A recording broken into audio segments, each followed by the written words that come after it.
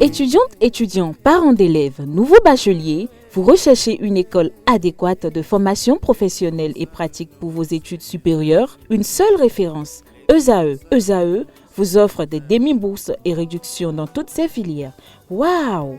Payez 300 000 au lieu de 550 000 en licence 1, 2 et 3 en journalisme, réalisation, sciences de gestion, administration des affaires, sciences économiques et sciences juridiques. En master 1 et 2, 670 000 en journalisme et 550 000 en sciences de gestion et administration des affaires au lieu de 1 070 000. Écoutez, pour les 100 premières inscriptions en administration générale et administration des finances, payez 450 000 au lieu de 550 000 pour la licence 1, 2 et 3. En master 1 et 2, payez 870 000 au lieu de 1 070 000. Alors, rendez-vous vite à ESAE pour la rentrée académique 2021-2022. Les deuxième et troisième années démarrent le 20 septembre 2021 et la première année le 11 octobre 2021. Informations et renseignements, ESAE Cotonou, 3e rue à droite en quittant le carrefour Jador pour la BIBE Jéricho. Téléphone 96 80 55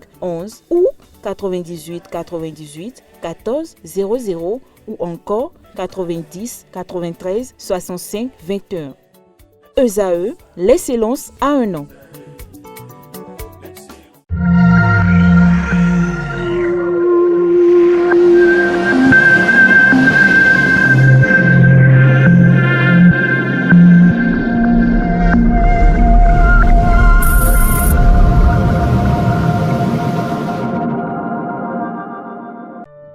Je m'appelle Kofi, j'ai 10 ans. Mes parents et moi vivions une vie de bonheur parfait jusqu'au jour où ce bonheur fut stoppé par un accident de circulation. La mort emporta ma tendre et aimable mère. Mon destin changea. Aujourd'hui, mon père qui était pour moi une source de bonheur m'est devenu un fardeau lourd à porter. Chaque regard qu'il pose sur moi me fait pleurer intérieurement. Chers parents, par amour pour vos enfants, préservez notre avenir en évitant l'excès de vitesse. Ceci est un message du Centre national de sécurité routière et de handicap international humanité et inclusion avec le soutien de la Direction générale de la coopération belge au développement. Bonjour à toutes et à tous, bon réveil et bienvenue à cette émission spéciale consacrée à la démocratie et à la constitution béninoise. Ce 11 décembre 2021 marque le 31e anniversaire de la proclamation de la constitution de la République du Bénin. Et pour en parler, j'ai avec moi en plateau ce samedi 11 décembre 2021, Moukaram Badarou. Il est ancien préfet des départements du Plateau et de l'Ouémé. Il est président de la Fondation Conscience Citoyenne. Il a d'ailleurs pris une initiative salvatrice ces derniers temps. Dans le cadre de ce 31e anniversaire, il a décidé de publier en version livrée de poche le test intégral de la Constitution, notamment celui de la loi numéro 2019-40 du 7 novembre 2019 portant révision de la loi numéro 90-32 du 11 décembre 1990 portant Constitution de la République du Bénin. Moukaram Badarou, bonjour. Bonjour, cher. Merci d'avoir accepté notre invitation. C'est moi qui vous remercie. Alors, avec vous, aujourd'hui, comme je le disais tantôt, nous allons parler de constitution et de démocratie. D'entre deux jours, vous allez nous dire à nos amis internautes ce qu'incarne la constitution d'un pays. D'abord, je voudrais vous remercier encore une fois de l'invitation. J'ai pris l'habitude désormais de passer chez vous ici. Je voudrais vous remercier de tous vos efforts, de tout ce que vous faites pour accompagner notre démocratie et donc pour accompagner le développement de notre pays. Effectivement, le 11 décembre est une grande date dans les annales politiques de notre pays. C'est la confirmation de la libération de notre peuple, de notre pays, suite à la libération qui a commencé à la conférence nationale des forces vives, initiée par le général Maté Kérékou et qui s'est déroulée dans notre pays des 19 février au 28 février 1990, qui a permis d'accoucher le renouveau démocratique. Le renouveau démocratique dans lequel nous sommes depuis lors. Et vaille que vaille, nous y arrivons. Effectivement, à la suite de cette conférence nationale où une commission a été mise en place après pour mettre en place la constitution de notre pays, effectivement, le 2 décembre 1990, le peuple béninois s'est retrouvé en référendum constituant qui a permis de voter la constitution de notre pays. Elle avait été votée à plus de 93% à l'époque. Et effectivement, le 11 décembre, cette constitution a été promulguée. Et depuis lors, elle nous a permis d'être à l'abri des soubresauts, elle nous a permis d'avoir la stabilité, elle nous a permis d'avoir un certain nombre d'être en démocratie au sommet de l'État. Bref, une constitution que les Béninois adorent, une constitution fétiche comme moi je l'appelle. Elle nous a permis vraiment de permettre à notre pays d'être dans la paix et donc de faire sa marche petit à petit vers le développement. La Constitution, comme vous pouvez vous en douter, c'est la loi suprême dans un pays, c'est la loi fondamentale. La Constitution, c'est l'ensemble des textes juridiques qui régissent un pays. Et celle-ci, celle du 11 décembre 1990, a battu tous les records de longévité. Celle qui avait beaucoup plus duré dans notre pays avant, c'était la loi fondamentale de 1977 qui a régi la révolution populaire du Bénin à l'époque. Et celle-ci est là et jusqu'à sa révision finalement en 2019, beaucoup de tentatives, avouées ou pas, déjà en 2005, le général Mathieu Kérékou, qui a démenti, mais selon nos sources, c'est qu'effectivement il y avait eu des initiatives allant de ce sens-là. Mais comme le président Mathieu Kérékou est un homme extrêmement prudent, un grand républicain, j'aurais dit, n'étant pas sûr de sa majorité à l'Assemblée nationale, n'est pas allé au bout des idées par rapport à la révision déjà en 2005. Et puis après, en 2006, il y a eu une autre tentative. Il y a eu beaucoup d'autres tentatives après. Il y a eu des commissions qui ont été mises en place. La première est celle installée par le président Yahi Boni, la commission Aranzo Gléré. Il faut dire au passage que le président de la commission, le père de la Constitution, si on peut ainsi parler comme on le dit souvent en France, c'est le professeur Maurice Aranzo Gléré. C'est sa commission qui a rédigé la Constitution en 1990. C'est à ce grand personnage, à cette forte personnalité, que le président Yahi Boni a eu recours en 2006 pour mettre en place une commission pour travailler et proposer, parce qu'effectivement, on en était arrivé à un moment où la Constitution elle-même, qui a prévu comment la réviser, avait demandé, je dirais, estimait une possibilité de sa révision. Et après, il y a eu la commission Yolonfon aussi, Joseph Yolonfon.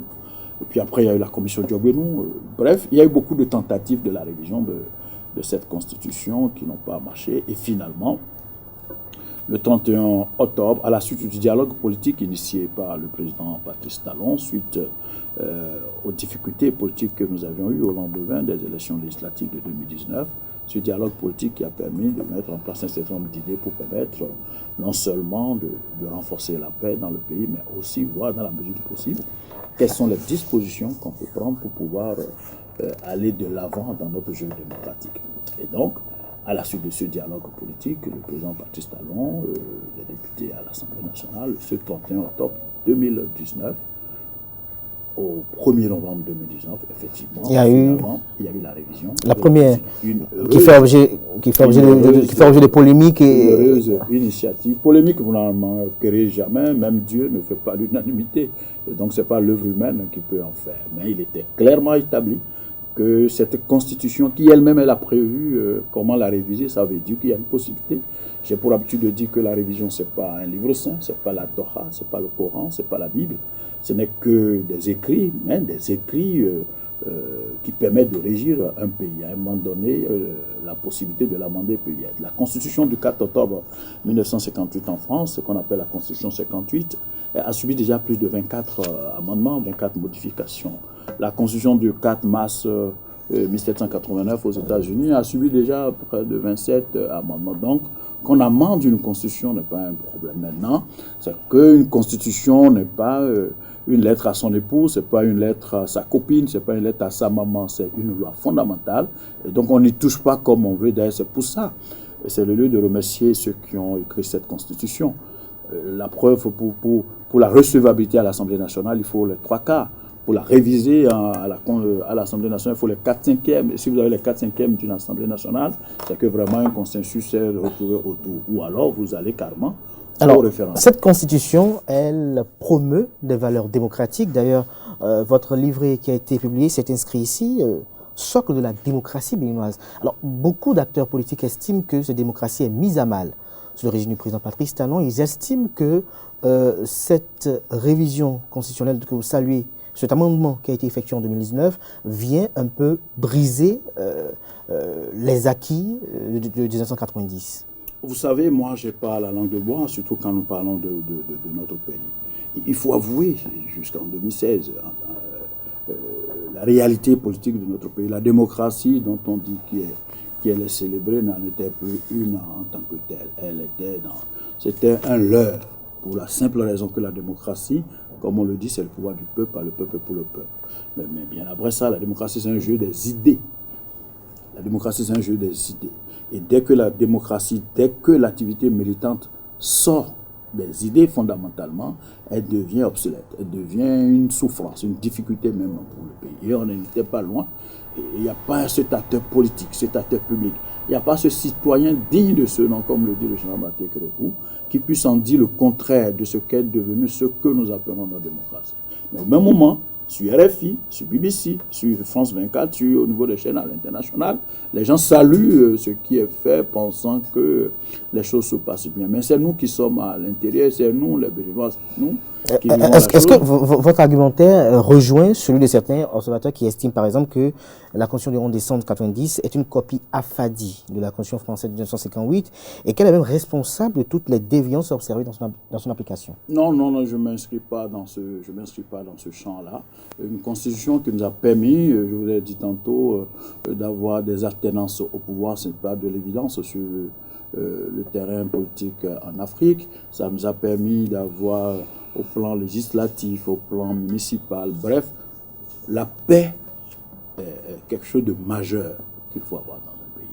Au même moment où nous avons eu la conférence nationale en 1990 au Bénin, on en a eu au Togo, on en a eu au Congo, on en a eu au Gabon, on en a eu à d'autres niveaux, et vous avez vu la suite au niveau de ces différents pays. Donc dire que c'est cette constitution qui nous a mis dans des difficultés serait une insulte majeure à l'endroit de ceux qui l'ont écrit, une insulte majeure aussi à notre peuple qui l'a voté en 1940. Non, pas du tout. La déviance est partie de ce que nous sommes devenus dans le pays. C'est pour ça que moi je parle à qui veut m'entendre de la conscience citoyenne. Elle est partie de ce que les valeurs morales, les valeurs sociales dans le pays se sont érodées. L'argent a pris le dessus, l'argent dit sa loi partout, dans les foyers, dans les amitiés, dans les entreprises, au plan politique, au plan syndical. L'argent dit sa loi partout, même dans les couvents, à l'église, à la mosquée, l'argent dit sa loi partout. Et dans mon livre que j'ai écrit en 2010, j'ai écrit qu'il faut savoir vaincre l'argent. Moi, je suis en économie de formation, l'argent n'a que sa valeur faciale. Donc, il ne faut pas lui donner plus de valeur. Et malheureusement, dans notre pays aujourd'hui, trop de valeur est donnée à l'argent et toutes les autres valeurs se sont érodées. Voilà la source de nos difficultés. Et donc, pour revenir à la Constitution, et c'est d'ailleurs c'est pour ça que moi je l'appelle le socle de notre démocratie, c'est d'ailleurs parce que les écrits, le maillage qui est fait, le mariage des institutions, c'était tellement bien écrit, c'est tellement bien achalandé, c'était bien enchevêtré, qui fait que le chef de l'État ne peut pas se lever et faire comme il veut, les députés à l'Assemblée nationale non plus. Bref, en plus de la Constitution 58 en France, en plus d'autres expériences en Afrique, en plus d'autres expériences que nous avons vécues ici au Bénin, le constituant a tout fait pour mettre ensemble un certain nombre de valeurs, de traditions, de visions même, au niveau de réalisme politique, au niveau de cette Constitution de 1990. Et c'est heureux. Moi, j'étais tout heureux quand, après la révision, que notre Constitution continue d'être celle de 11 décembre 1990, même si elle a été modifiée. Même si elle a été modifiée. Justement, je vous ai tantôt, après cette modification, d'aucuns estiment que cette modification elle paraît hétérodoxe, qu'elle n'a pas suivi les procédures, les procédés idoines, et d'autres estiment que depuis l'avènement du président Patrice Talon, puisque je parle de constitution, cette constitution, elle est foulée aux pieds, que les institutions sont vassalisées et que les libertés sont embrigadées. En tant qu'acteur politique, est-ce que le constat est le même? Non, pas du tout. Il revient à chacun de venir apporter la preuve de ce qu'il avance. Si on se met ensemble pour mettre en place quelque chose, et que la politique, c'est aussi un jeu de dribble. Il faut dire les choses telles qu'elles sont. Moi, je n'aime pas tourner autour du pot. La politique, c'est aussi un jeu de la dictature des lois. Jean-Jacques Rousseau a dit que si vous voulez que vos idées s'imposent aux autres, transformez-la en loi. Voilà ce que Jean-Jacques Rousseau a dit. Et pourquoi on a eu la Sénat dans ce pays qui est une loi qui porte le nom de Joseph Nyolonfou? C'est pour faire en sorte que vous êtes là, je suis là. Chaque parti politique est représenté et cela permet au bout du rouleau d'avoir une élection qui n'est pas contestable. Bref, ce que nous avions fait jusque-là et même ce qui se fait depuis 2016 ne fait que respecter cet ordre. Maintenant, si nous sommes d'accord sur ce qu'il y a à faire et qu'au bout du rouleau, vous êtes battu, même si vous soupçonnez, parce que ça peut arriver. Contrairement à ce qu'on pense, ce n'est que des œuvres humaines. Le président Donald Trump, à son élection, qu'il vous souvienne, même François Hollande lui avait déjà envoyé un télégramme de félicitations à Hillary Clinton. Tôt le matin, avant d'apprendre après que non, ce n'est pas Hillary Clinton qui est élu, mais c'est Donald Trump. Pour vous dire l'état d'esprit de ce qui s'est passé aux États-Unis, le parti qui a perdu, Hillary Clinton qui a perdu, son camp qui a perdu, savait qu'il y avait peut-être quelque chose qui n'a pas certainement bien marché. Vous avez tout suivi après. Mais une fois que la Cour suprême des États-Unis a prononcé que c'est Donald Trump qui est élu, mais chacun s'est rangé. C'est ça la dictature des lois. Et 4 ans après, les gars sont allés s'organiser pour tout faire, pour le dégager de là, 4 ans après. Je ne sais pas si le mot dégager est de trop, mais tout simplement pour dire, ils sont allés s'organiser pour pouvoir le battre aux échéances suivantes. C'est ça la démocratie. La démocratie, ce n'est pas quand moi je vous gagne, même si j'utilise un certain nombre de moyens que vous trouvez douteux, peut-être, je peux vous le concéder, mais une fois que la Cour constitutionnelle, vous savez, il y a un ancien président de la République de ce pays qui je vais nommer son nom, le général Émile de Souza, qui a confié à un de grands personnages politiques de notre pays que mais c'est intéressant la démocratie. Nous on ne savait pas qu'il pouvait avoir une institution qui, quand elle finit de trancher, tout le monde s'arrête. Qu'avant, eux, ils ne savaient pas ça. Et donc, par conséquent, dès qu'on n'est pas d'accord, le premier qui prend son arme et il finit avec l'autre et on passe à autre chose. Et donc, pour dire le charme de la démocratie, la Cour constitutionnelle est là, elle continue pas à fonctionner. La Cour suprême est là, elle continue pas à fonctionner. Celui qui n'est pas d'accord fait recours mieux en démocratie. Est-ce qu'elles fonctionnent mieux, ces institutions aujourd'hui? Elles fonctionnent comme elles doivent fonctionner. Je ne veux pas faire de qualificatif. Elles fonctionnent comme elles doivent fonctionner.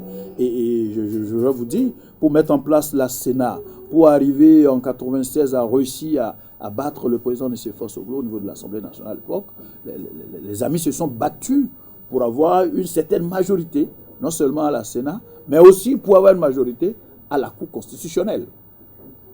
Bref, au plan politique, il y a des démarches qu'il faut mener si vous voulez contrôler une institution, si vous voulez contrôler le jeu politique dans un pays. Et si vous n'y arrivez pas, vous perdez.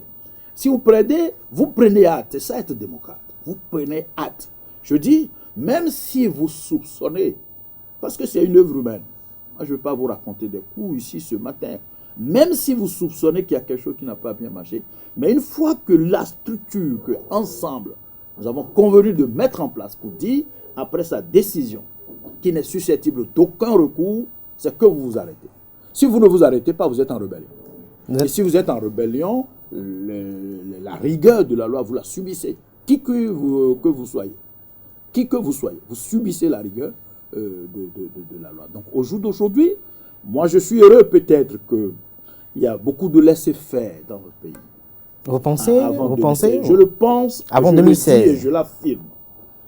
Je le pense, je le dis et je l'affirme. Je le consigne même sur papier. Il s'agit de notre pays que nous avons en héritage, pour lequel nous devons nous battre pour que nos enfants aient un pays meilleur, Nous n'avons pas à galvauder, à éroder le combat mené par Biogara, par Béanzin, par le Chara Kérékou, Thévoïdré et autres. Je ne suis pas de cette lignée-là. Je suis de la lignée de ceux qui veulent mériter non seulement l'héritage, travailler à son amélioration afin d'être en mesure de léguer quelque chose de meilleur aux enfants. Le Béninois veut aussi vivre comme l'Ivoirien, comme le Français, comme le Belge, comme l'Américain. Nous ne sommes que des citoyens du monde. Et pourquoi on veut nous tirer vers le bas? Donc je vous dis, avant 2016, l'autorité de l'État était en souffrance dans le pays. Et je vous parle en toute connaissance de cause. Et depuis 2016, il y a l'autorité de l'État qui se rétablit, il y a l'autorité de l'État qui se raffermisse, il y a l'autorité de l'État qui s'affirme.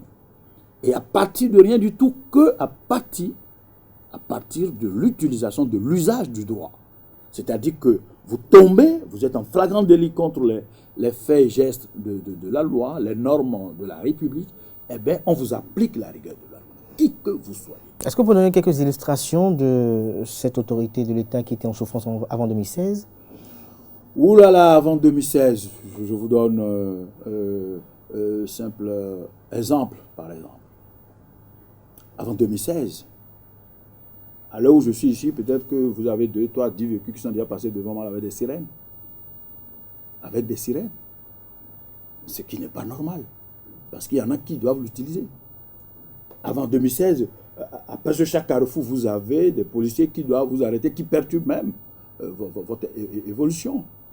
Avant 2016, au niveau de la presse même, la pagaille que nous avons, et qui aujourd'hui se réorganise plus ou moins, au niveau de l'administration publique, l'irrespect que vous avez au niveau de la hiérarchie, à divers niveaux. Il n'y a pas un Béninois digne de ce nom qui doit dire le contraire, sauf si on veut, je mets ça entre guillemets, on veut se masturber. Mais en vérité, la vérité est là devant nous. Il y avait quelque chose à corriger avant l'autorité de l'État, c'est dans plusieurs angles. L'autorité de l'État. Où l'autorité se prononce, le ministre se prononce, ou le préfet se prononce, ou le maire se prononce, et on est prêt à faire exactement le contraire de ce qui est dit. C'est ça la mise à mal de l'autorité de l'État. Mais aujourd'hui, quand j'entends un bataillon haut à main, ah non, je ne veux pas des problèmes de talons, mais c'est déjà quelque chose, parce que comme dit le français, la peur du gendarme est le début de la sagesse. Mais ce qu'on met dedans là, c'est l'affirmation de l'autorité de l'État, c'est pas autre chose. Ce qu'on met dedans, la peur du gendarme, c'est-à-dire que on va me prendre, je peux être pris, je peux avoir des difficultés avec l'État si je commets des impairs, mais c'est important que le citoyen le sache. Il ne faut pas que le citoyen pense, parce que votre liberté s'arrête là où commence celle de l'autre. Justement. Donc aujourd'hui, oui, comme vous le constatez, au niveau de nos artères, au niveau de notre vie, de notre vivre ensemble, le minimum qui est fait pour que l'autorité de l'État puisse s'affirmer comme cela se devrait, se fait, et à coup sûr, si cela continue, je ne dis pas que tout va bien, Madame la Marquise. Si ça continue, eh bien, nous réussirons à remettre les pendules, à faire passer un autopli dans la tête de nos enfants, et on pourra avoir des choses de meilleures dans les années à venir. Alors, tout à l'heure, vous n'étiez pas d'accord avec ceux qui estiment que cette constitution portait en elle des gènes chrysogènes et autres. On parle de démocratie aujourd'hui, de la constitution. Que pensez-vous de cette révision constitutionnelle qui a été effectuée et des différents scrutins qui sont tenus depuis l'avènement de Patrice Talon, notamment en 2019, en 2020 et en 2021? Les choses se passent comme cela se passait, avec une certaine amélioration, et c'est normal puisque les années passent. Le problème, quand ensemble, parce que ce soit les lois électorales, que ce soit la Sénat devenue conseil électoral aujourd'hui, et que ce soit la loi qui a modifié la Constitution, tout a suivi le cheminement prévu pour que les choses se fassent. Il n'y a rien, le chef de l'État n'est pas resté dans son bureau et il a pris un décret pour dire demain, voilà ce qu'est devenu notre Constitution. La Constitution qui est révisée est la somme de la plupart des propositions faites depuis la première commission mise en place en 2006 par le président Yahi Boni. Donc de la commission de Moïse Aranzo-Glele, à la commission Joseph Nyolonfou, à la commission de Joseph Diogwenou, au dialogue politique, c'est la concentrée des différentes propositions qui ont contribué à la mise en place de cette nouvelle, de la Constitution modifiée. Et moi, je suis heureux. La Constitution modifiée, de manière très claire, dit que ce n'est pas ça ne crée pas, ça n'induit pas une nouvelle république.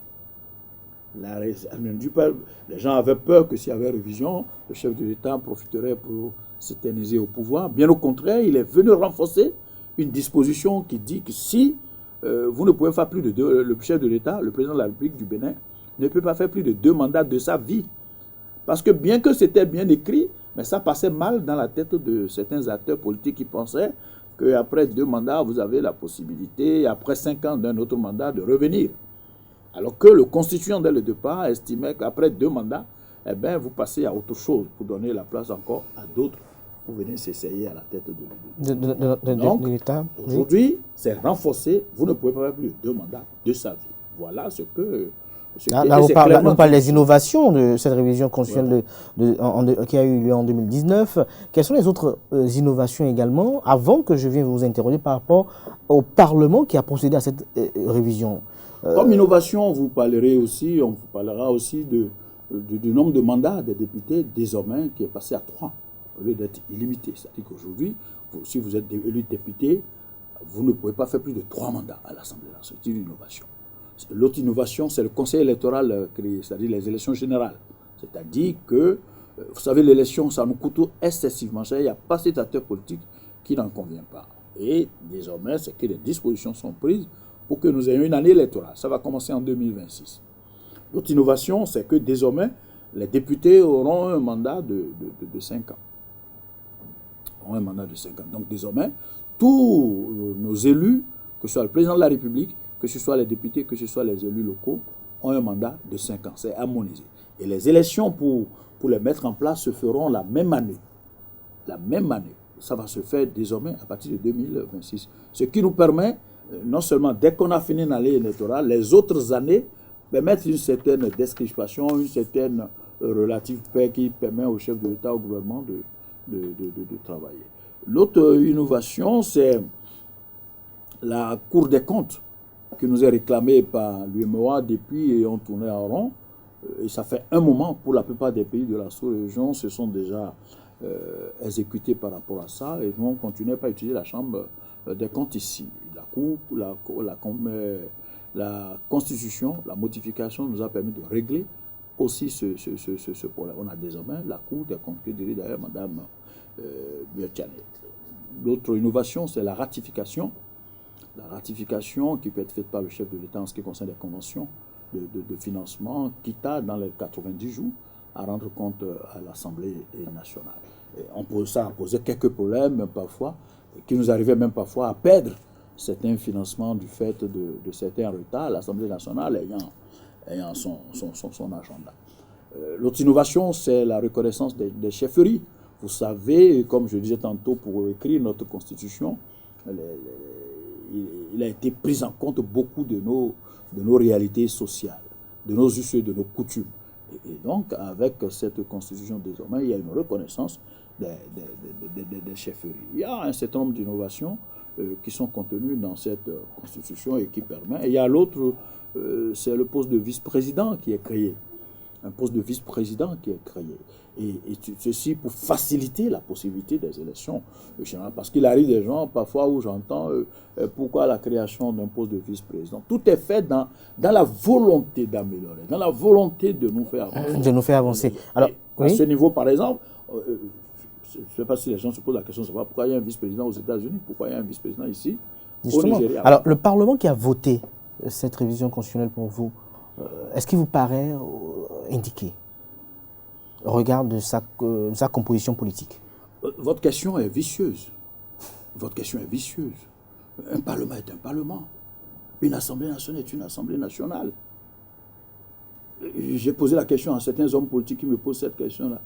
J'ai dit, mais non, revenez à la réalité. Aujourd'hui, au niveau d'Abuja, au niveau de Bruxelles, au plan international, c'est l'Assemblée nationale qui nous représente. Il y a une élection, il peut y avoir des contestations, les voies de recours sont prévues. Et tout a été utilisé ici. J'ai eu des députés qui ont saisi, qui ont fait des recours au niveau de la Cour constitutionnelle. Alors, parlons de l'Assemblée nationale, parlons de jeu politique, parlons de démocratie. Que pensez-vous de ceux qui disent, puisque vous êtes un acteur politique également, que le président Patrice Talon met tout en œuvre pour régenter le jeu politique afin qu'il n'ait que lui seul a dit le dernier mot. Et pour illustration, notamment les arrestations de Ricky Amadougou, de Joël Aïva. Qu'est-ce que vous en pensez, tout ça là, en tant qu'acteur politique? C'est de gros mots. Régenter le jeu politique, c'est de gros mots. Les Béninois sont tellement habitués à ça. Vous savez, comme le dit le général de Gaulle, en politique, il n'y a rien qui vaut que la gestion de la réalité. Et le général Kérékou, puisque comme je l'ai dit, la France a son général, nous avons le nôtre ici. Le général Kérékou a enseigné aussi que c'est le terrain qui commande. Les réalités politiques de notre pays ont amené à la nécessité de la révision de la Constitution. C'est parti d'un dialogue politique auquel tous les acteurs politiques ont pris part. Vous savez, si vous ne voulez pas quelque chose à midi, et dès le matin, il faut dire non. Vous ne voulez pas quelque chose le soir, le matin, vous ne dites pas oui. À midi, vous ne dites pas oui, pour finalement refuser le soir. Vous ne serez pas en cohérence avec vous-même. Si vous ne voulez pas un truc le soir, dès le matin, vous dites non. Vous dites non à midi.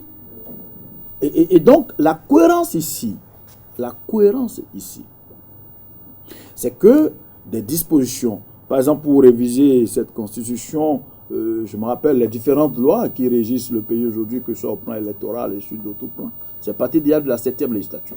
C'est-à-dire l'Assemblée nationale, présidée à l'époque par le maître Adrien Ouéhi. Et je me rappelle sur beaucoup de dispositions, comment il avait fait organiser des séminaires, c'est-à-dire sortir le dossier de l'Assemblée nationale, estimant que ça ne devait pas être seulement le fait des partis politiques représentés à l'Assemblée nationale. À l'époque, on en était à 250-300 partis politiques dans le pays. Et donc, des séminaires ont été organisés pour permettre à d'autres partis politiques n'étant pas représentés à l'Assemblée nationale et la société civile d'y prendre part. Et on finit tout ça, quand tout ceci finit par devenir la loi, une fois que c'est devenu la loi, elle s'impose à tout le monde. Et une fois que ça devrait s'imposer à tout le monde, vous ne venez pas dire le contraire de ce que vous dites, vous avancez tout à l'heure par rapport aux élections présidentielles de 2021. Que pensez-vous? Vous entendez? Quelle est votre opinion des arrestations qui ont été effectuées? 5 ans, c'est 5 ans. Le 6 avril, il devait avoir alternance. Mais au même moment, on est candidat pour des élections dont le premier tour est prévu pour le 11 avril. Mais c'est une incohérence politique majeure. Deuxième chose, vous dites que c'est la révision de la Constitution, là, ne vous engage pas. La modification intervenue en 2019 ne vous engage pas. Mais au même moment, vous êtes candidat en duo. Mais la Constitution, la première monture, n'a jamais parlé de duo. Patrice Talon, en 2016, n'était pas élu en duo. Les candidats, les 33 ou je ne sais plus combien de leurs dizaines qu'ils étaient à l'époque, ils n'étaient pas en duo. Au regard de la Constitution qui avait cours à l'époque. Et donc, on ne peut pas dire qu'on est contre la deuxième monture, là, la modification, la Constitution qui est là, mais au même moment, on est candidat en duo. Mais ça pose un problème de cohérence politique. Et si on veut être relativement intelligent, c'est de se poser la question de savoir, mais entre ceux qui disent ça et celui qui est en cohérence avec lui-même, le choix est vite fait pour faire avancer le pays. Et je vais vous dire une chose, peut-être que je vais vous surprendre. Et il n'y a pas ce chef d'État, en passant par le président Nicéphore Soglo. Allez revoir les copies des années 91 à 96. Allez voir ce que le général Mathieu Kérékou a fait de 2016, de 96 à 2001. Et ce que le docteur Boni Yahi, de 2006 à 2016. C'est bien 2016. Mais chacun, et c'est même l'esprit de la Constitution de notre pays, qui tient compte de ce que nous sommes, de notre réalité sociale, pour éviter que notre pays ne soit volo, qu'il y ait un chef. Et donc, que ce chef s'affirme en utilisant, en arguant des contenus de la Constitution, il n'est que dans ses droits. Et maintenant, s'il y avait eu des chefs d'État, et c'est ça que moi j'appelle la mise à mal de l'autorité de l'État, s'il y avait des chefs d'État qui ont été complaisants C'est autre chose. Mais vous avez vu là où ça nous a conduit. L'école béninoise est en difficulté, la santé est en problème, la justice, ça ne va pas. Il faut qu'on se dise la vérité. Pour le peu aujourd'hui de 2013, où quelqu'un indique clairement de manière ferme, qui vous souvient que j'ai été préfet de département, et donc j'ai une idée de ce que c'est que le commandement. Et pour une fois que quelqu'un est là, pour faire arbitrer et affirmer la loi, on parle de dictature. Si c'est ça, mais allons-y. Si c'est ça, allons-y. Oui. Alors, Moukara Madarou, aujourd'hui, vous avez rendu disponible ce livret-là dans le cadre du 11 décembre. Pourquoi avoir pris cette initiative d'entrée de jeu? D'abord, d'entrée de jeu, je dis... Est-ce que vous estimez que la Constitution n'est pas assez vulgarisée? Est-ce que vous estimez que... Je pense qu'elle n'est pas assez vulgarisée. Il faut dire les choses telles qu'elles sont. Elle n'est pas assez vulgarisée. Je pense qu'elle n'est pas à la portée de beaucoup de Béninois. Et pourtant, c'est la loi fondamentale, c'est la loi suprême. C'est la mère des lois, comme disent d'autres. Et donc, je pense qu'il est utile. Il y a même de polémiques autour. Il y en a qui pensent qu'après la révision intervenue en 2019, que la Constitution est restée ouverte et que chaque jour, on pouvait actualiser le contenu. Et pourtant, c'est faux. On trompe les Béninois. La révision est intervenue avec un contenu.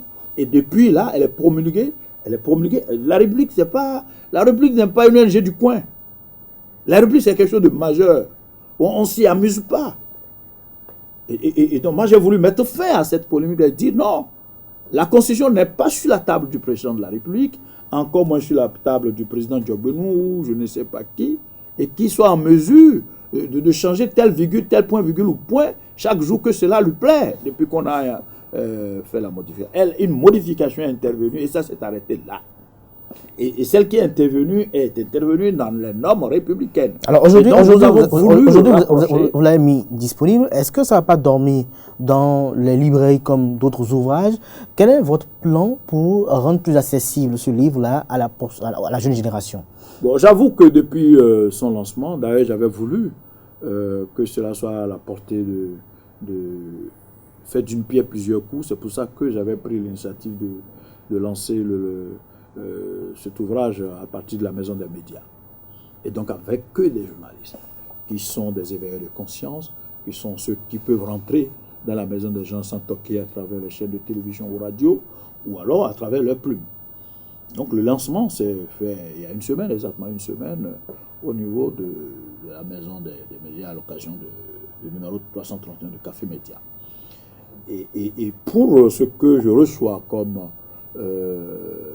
information à partir de là où nous les avons disposées pour être vendues, elle est vendue à 2000 francs. Elle aurait pu être beaucoup plus chère, mais la Fondation Conscience Citoyenne que je préside a subventionné une partie de la chose.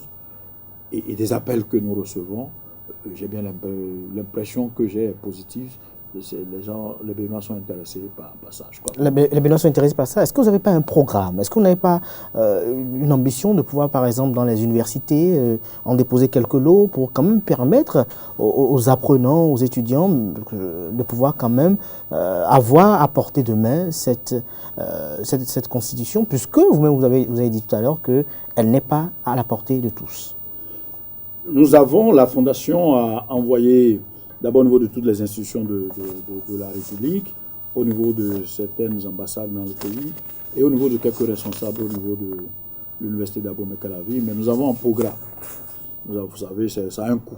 Nous avons un programme dans la mesure du possible au niveau de quelques écoles, au niveau des ateliers, au niveau de l'université même. L'université d'ici, d'Abomey-Calavi, comme l'UNIPAR à Parakou, et au niveau de quelques grandes écoles privées.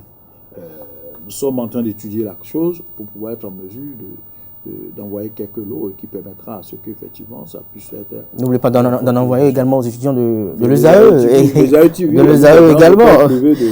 Merci à vous, Moukara Madarou. Nous tendons progressivement vers la fin de cette émission. Je voudrais vous interroger de savoir, est-ce que pour vous, après l'amendement constitutionnel effectué en novembre 2019, la Constitution, elle paraît très bonne, qu'elle n'a pas besoin encore d'une modification? Puisqu'on a entendu pas plus tard, il y a cela quelques mois, des jeunes invités, par exemple l'Assemblée nationale, a introduit la disposition du mandat unique. D'autres estiment qu'il faut revoir encore la Constitution et la réadapter à d'autres réalités. Vous, en tant qu'acteur politique, au regard de votre parcours, au regard de tout ce que vous savez, est-ce que vous pensez, par exemple, qu'il faut instaurer le mandat unique? Est-ce que vous pensez que cette Constitution porte en elle encore des gènes qu'il faut quand même essayer de toiletter consensuellement, bien sûr? Comme je l'ai dit aux amis de la presse le 3 décembre à la Maison des médias, vous savez, même quand vous finissez si vous êtes des journalistes, quand vous finissez de faire un papier, un article, faites un tour en vieux et revenez. Si vous relisez, vous allez trouver toujours une virgule, un point à changer. Mais il y a deux tendances fortes en ce qui concerne la révision éventuelle des constitutions. Un, c'est qu'une constitution, elle n'est pas la Bible, elle n'est pas le Coran, elle n'est pas un livre saint. On peut la toucher. Une tendance forte. La deuxième tendance forte, c'est qu'une constitution ne doit pas être touchée n'importe comment. Elle deviendra un truc vulgaire. Elle ne doit pas l'être. Nous avons appelé ça la loi fondamentale. Une révision est intervenue il y a à peine 2 ans, donc nous sommes au 2e anniversaire de la modification et au 31e anniversaire de la Constitution elle-même.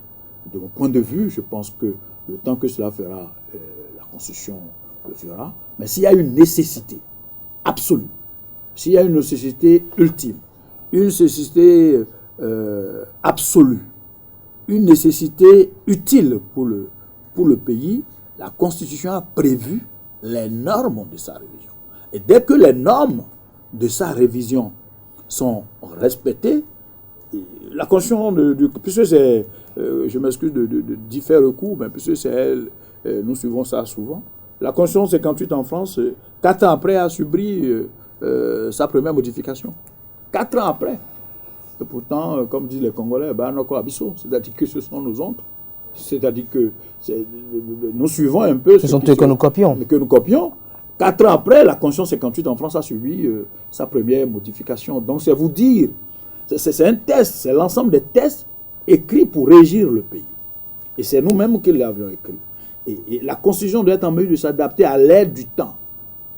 Il y a 15 ans, on ne parlait pas de WhatsApp, on ne parlait pas d'assez avec autant de trucs de la digitalisation, tous ces gros mots qu'on utilise. Aujourd'hui, on n'utilisait pas ça. Donc, le temps évolue et une constitution doit s'y adapter. On ne peut pas avoir une constitution qui se retrouve en déphasage avec la réalité quotidienne des concitoyens. Donc, tout ceci est resté là et peut être à tout moment être utilisé si le besoin se fait sentir. Donc, une constitution doit s'adapter. Et ça, il faut que les Béninois le comprennent. Il faut que les Béninois le sachent. Il ne faut pas que les Béninois pensent qu'à tout moment où on pense qu'il y a quelque chose d'important pour la bonne et la saine émulation de notre pays et de notre peuple, à voir dans la Constitution qu'on ne doit pas y faire recours. Mais on doit y faire recours en respectant rigoureusement les normes prévues pour la révision. À savoir, soit on va à un référendum et le peuple se prononce régulièrement. Mais la norme est telle qu'avant même d'aller vers ce peuple, il faut la recevabilité de cette révision par les 3/4 des députés à l'Assemblée nationale. Et si on ne veut pas aller vers un référendum, c'est que les 4/5 des députés à l'Assemblée nationale se prononcent pour. Alors, Moukara Madaro, nous sommes à la fin de cet entretien. Vous êtes président de la Fondation Conscience Citoyenne. Vous allez regarder droit dans la caméra, comme on le fait à l'accoutumée lors des émissions habituelles d'entretien. Vous allez vous exprimer à la communauté qui a pris du temps à vous suivre ce jour, ce samedi 11 décembre 2021, qui incarne le 31e anniversaire de la proclamation de la Constitution du 11 décembre 1990. Vous allez leur adresser un message et également dire la contribution de la Fondation Conscience Citoyenne dans la préservation des valeurs démocratiques promues par cette Constitution qui a été révisée le 1er novembre 2019. Je voudrais rassurer l'ensemble de notre peuple qu'aujourd'hui, 11 décembre 2021, ça fait 31 ans que notre Constitution est là. Et j'ai appelé 11 décembre comme une date de libération de notre pays, de la confirmation de la libération de notre peuple après celle commencée à la Conférence nationale de 1990, dit que cette constitution nous a permis d'être à l'abri de beaucoup de soubresauts, qui a permis la stabilité dans notre pays, et dit qu'il faut continuer par faire confiance. Et il est utile que chaque Béninois, chaque citoyen puisse chercher à savoir le contenu de cette constitution C'est pour cela que nous avons souhaité rapprocher cette constitution à travers un livre de proche que praticien de droit, institution de la République, citoyen lambda, peut se procurer pour pouvoir en savoir un peu plus. Dire que la démocratie, elle est nécessaire, elle est utile, elle doit pouvoir engendrer la paix et le développement dans le pays. Dès que c'est le contraire, c'est qu'il faut revoir la copie. La Fondation Conscience Citoyenne, qui travaille sur tout ce qui peut permettre au rétablissement des valeurs morales, des valeurs sociales, des valeurs républicaines, le sens de l'intérêt général dans notre pays, a contribué à la réalisation de ce livre de poche.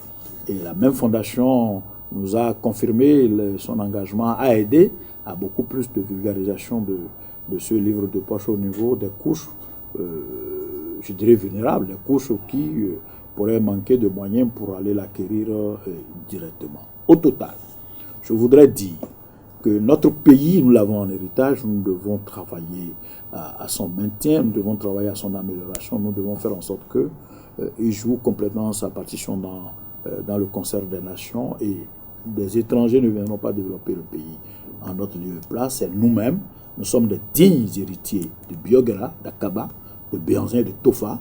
Nous avons l'obligation citoyenne de travailler à l'amélioration des acquis de notre renouveau démocratique.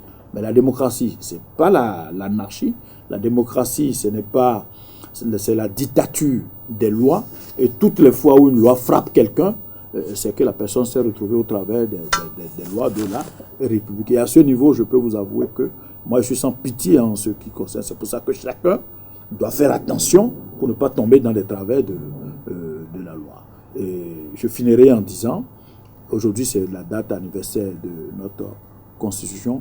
Travaillons à son respect, travaillons à l'amélioration de nos données et travaillons à faire en sorte que notre pays puisse continuer à faire sa marche vers le développement. Merci à vous, Moukaram Badarou. Chers amis internautes, on retiendra de cet entretien qu'à l'entame, notre invité a fait observer que le 11 décembre est une grande date dans les annales de notre pays. Il a fait un bref historique de ce qui a donné naissance au renouveau démocratique de notre pays. Pour lui, la Constitution est la loi fondamentale. Notre Constitution a battu tous les records de notre pays, notamment en termes de longévité, et il nous a également, exposer les enjeux qui y concourent. Pour lui, Mathieu Kérékou est un grand républicain. Et nous a fait savoir au cours de cette émission que le père de la Constitution est le professeur Moïse Ahanzo Glélé, et il a également exposé au cours de son intervention le rôle qu'a joué ce dernier dans l'élaboration de la dite Constitution.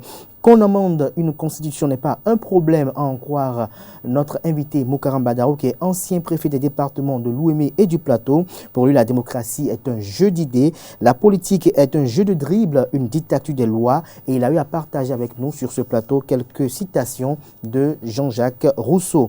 Lorsqu'il a été interrogé sur le fonctionnement des institutions de la République sous le régime du président Patrice Talon, pour lui, ces institutions fonctionnent comme elles doivent fonctionner. Il a exposé et partagé avec nous le rôle que joue la Cour constitutionnelle dans une démocratie exemplaire. Pour lui, la Cour constitutionnelle est l'institution de recours et quand elle tranche, il ne devrait plus y avoir de remous. Il a fait savoir qu'avant 2016, l'autorité de l'État était en souffrance et il nous a donné quelques illustrations pour étayer son argumentaire. Pour lui, depuis 2016 à nos jours, l'autorité de l'État s'est rétablie, elle s'est raffermie et elle s'affirme davantage. Toutes les lois qui ont été votées depuis avril 2016, selon Moukaram Badarou, ont suivi le chemin approprié et il a argumenté et détaillé dans le sens. Pour lui, la révision n'induit pas une nouvelle république, cette qui a été effectuée du 31 octobre au 1er novembre 2019. Pour lui, il y a eu des innovations qu'il a eu à partager avec nous, notamment qu'au Bénin, désormais, plus aucun chef d'État ne peut faire plus de 2 mandats de sa vie. Il a parlé de la limitation du nombre de mandats pour les députés qui est désormais de 3 mandats, la création du conseil électoral qui a été constitué dans la Constitution, les députés qui feront désormais 5 ans et tous les mandats électifs sont alignés à 5 ans afin que nous puissions avoir une année électorale, afin qu'après l'année électorale, nous puissions nous consacrer véritablement au développement du pays. La Constitution qui a été, la révision constitutionnelle qui a été effectuée en 2019 a consacré la Cour des comptes dans la dite cette constitution. Elle a également consacré la ratification par le chef de l'État des conventions de financement afin de permettre à l'exécutif d'être beaucoup plus, d'avoir plus de célérité dans la quête de financement pour véritablement les travaux de développement. Cette constitution également a consacré la reconnaissance de nos chefferies. Notre invité nous a également argumenté dans ce sens et il a également fait observer qu'il y a eu la création du poste de vice-président et nous a fait montrer l'importance et l'opportunité de la création du dit poste. Les réalités politiques du pays ont suscité la révision constitutionnelle de novembre 2019 et Moukaram Badarou a également fait un rappel des faits, notamment le dialogue politique. Pour lui, la constitution n'est pas à la portée de tout le monde. La constitution du Bénin n'est pas bien vulgarisée, raison pour laquelle il a pris cette initiative de mettre en livret de poche cette version de la constitution révisée, notamment pour que les Béninois, les citoyens béninois puissent davantage avoir accès à la loi fondamentale du pays. Pour lui, s'il y a une nécessité absolue et utile, la Constitution a prévu les normes de sa révision et donc elle peut toutefois être révisée en cas de besoin et en cas de nécessité. Il a fini en précisant que la démocratie n'est pas l'anarchie, mais c'est la dictature des lois de la République et il reste ferme et fidèle à cette assertion.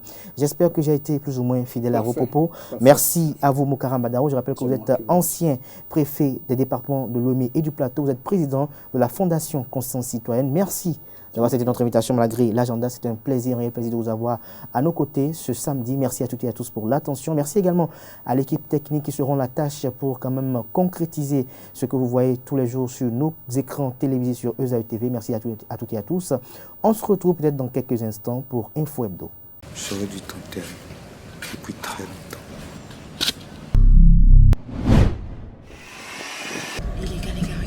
Fais-moi dans la bouche ouverte. Eh, prends sa vidéo. Eh man, donc comme ça on dans la bouche ouverte. Je vais poster ça. Mais arrêtez les gars, vous êtes sérieux? Donne-moi le téléphone. Arrête. Arrête.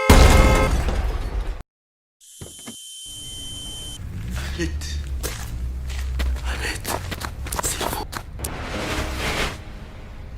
Cette fois-ci, je t'enterre.